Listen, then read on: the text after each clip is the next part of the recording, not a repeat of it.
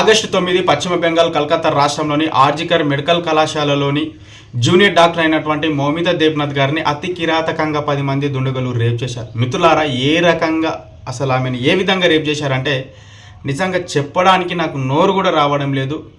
అసలు ఈ భారతదేశంలో ప్రజాస్వామ్యం ఎక్కడ పోయింది, మరి మానవత్వం ఎక్కడ పోయింది? మహిళలకు కనీసం ఇప్పటి వరకు కూడా వాళ్ళకి స్వాతంత్రం రాలేదా? స్వాతంత్రం వచ్చి 80 సంవత్సరాలకు దగ్గర వస్తున్న మహిళలకు ఇప్పటి వరకు సెక్యూరిటీ లేదు. మరి ఏం చేస్తున్నది ప్రభుత్వం? నిజంగా దీన్ని బట్టి చూడండి, ఒక మెడికల్ కాలేజీలోనే సెక్యూరిటీ లేదంటే కామన్గా బయట తిరుగుతున్నటువంటి మహిళలకు ఏ రకమైనటువంటి సెక్యూరిటీ ఉంది? ఈ కామన్ సెన్స్ లేని రాజకీయ నాయకులకు మనం ఓట్లేసి వాళ్ళకు ప్రభుత్వాలను ఈ చట్టాలను వాళ్ళ చేతిలో పెడితే తిరిగి లాస్ట్కు చివరికి మన ప్రాణాలకు ముప్పు, మన అక్క చెల్లెళ్ళకు, మన అమ్మ అక్కలకు, మన ప్రాణాలకు ముప్పు.